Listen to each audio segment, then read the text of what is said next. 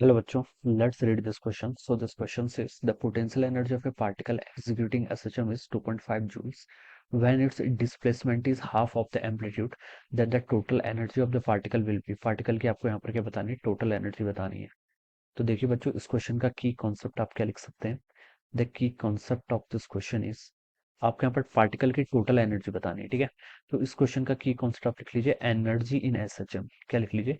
Energy in SHM. ठीक है, अगर कोई पार्टिकल देखिए आपका सिंपल हार्मोनिक मोशन करता है, then it will have two kinds of energy. इसके पास क्या होती है? दो टाइप्स की एनर्जी होती है. एक होती है काइनेटिक एनर्जी, एक होती है आपकी पोटेंशियल एनर्जी. ठीक है, तो मैं लिख सकता हूँ, देखिए जो आपकी टोटल एनर्जी होगी, ये काइनेटिक एनर्जी को आप हाफ एम वी स्क्वायर से लिख सकते हैं. ठीक है, प्लस आपकी क्या? पोटेंशियल एनर्जी को हाफ की एक्स स्क्वायर लिख सकते हैं. ठीक है, एक्स क्या है? आपका डिस्प्लेसमेंट है फ्रॉम द इक्विलिब्रियम पोजीशन, और वी इज द वेलोसिटी. ठीक है, वी क्या हो जाएगी? यहाँ से आपकी वेलोसिटी हो जाएगी. ठीक है, अब बच्चों देखिए, ये मान लीजिए आपकी इक्विलिब्रियम पोजीशन का मतलब होता है जहां पर इसका नेट फोर्स क्या है? जीरो है. ठीक है, इसको आप एक्स इजिकल टू जीरो से रिप्रेजेंट कर लीजिए. ठीक है, ये इसका एम्पलीट्यूड है, ये प्लस ए मान लीजिए, दिस इज अ माइनस ए. ठीक है, ये आई इसके क्या है? एक्सट्रीम एंड्स है. ऑलराइट, अब बच्चों देखिए, जब पार्टिकल अपनी इक्विलिब्रियम पोजीशन पर होता है, ठीक है, इस टाइम पर इसके पास क्या होती है? काइनेटिक एनर्जी होती है. क्या होती है? इट मैक्सिमम काइनेटिक एनर्जी क्या होती है इसकी? यहाँ पर मैक्सिमम होती है. क्यों होती है मैक्सिमम? क्योंकि देखिए एक्स यहाँ पर जीरो हो जाएगा. ठीक है, इस पोजीशन पर एक्स की वैल्यू जीरो है, तो ये टर्म का कंट्रीब्यूशन कितना आ जाएगा? जीरो. और ये टर्म हाफ की एक्स स्क्वायर क्या रिप्रेजेंट करती है? Potential energy. तो यहाँ पर इसकी पोटेंशियल एनर्जी जीरो होगी, काइनेटिक एनर्जी मैक्सिमम. जब ये एक्सट्रीम एंड पर जाएगा, आइदर प्लस ए पर जाए, आइदर माइनस ए पर जाए. ठीक है, तो यहाँ पर एक्स की वैल्यू क्या होगी? मैक्सिमम होगी, प्लस ए होगी, और यहाँ पर कितनी होगी? एक्स की वैल्यू आपकी माइनस ए हो जाएगी. ठीक है, तो यहाँ पर आपकी पोटेंशियल एनर्जी क्या होती है? मैक्सिमम होती है. ठीक है, पोटेंशियल एनर्जी दोनों एंड पर पॉजिटिव होगी, क्योंकि देखिए यहाँ पर एक्स का स्क्वायर है. ठीक है, ये ए और माइनस ए के मैग्नीट्यूड पर रिप्रेजेंट क्या करता है? रिप्रेजेंट करता है. एम इसका स्क्वायर हो जाएगा ना, अगर आप एक्स की वैल्यू माइनस ए भी करेंगे तो उसका स्क्वायर भी ए स्क्वायर आना है.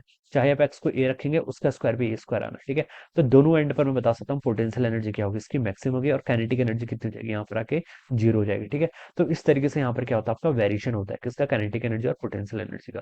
अब क्वेश्चन बोल रखा है कि पोटेंशियल एनर्जी पार्टिकल की कितनी है? 2.5 जूल्स है, when it's displacement is half of the amplitude.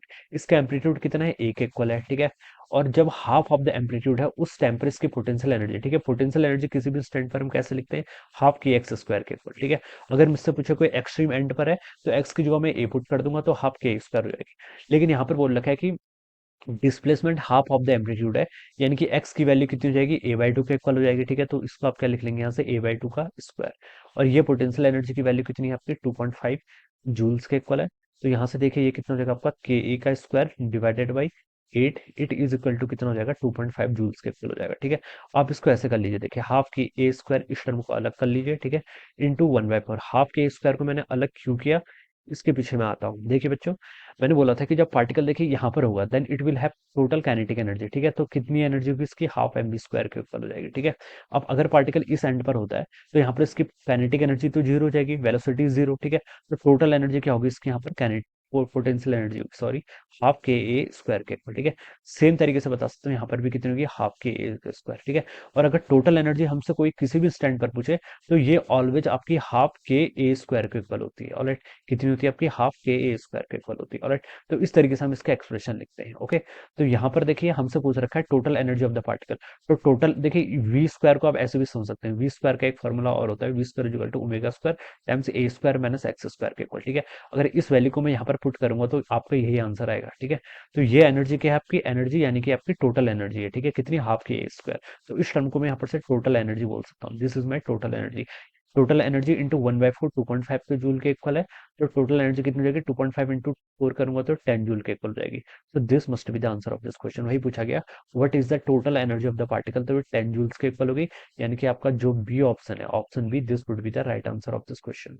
Alright, so I hope you all understood this concept. All the best and thank you so much.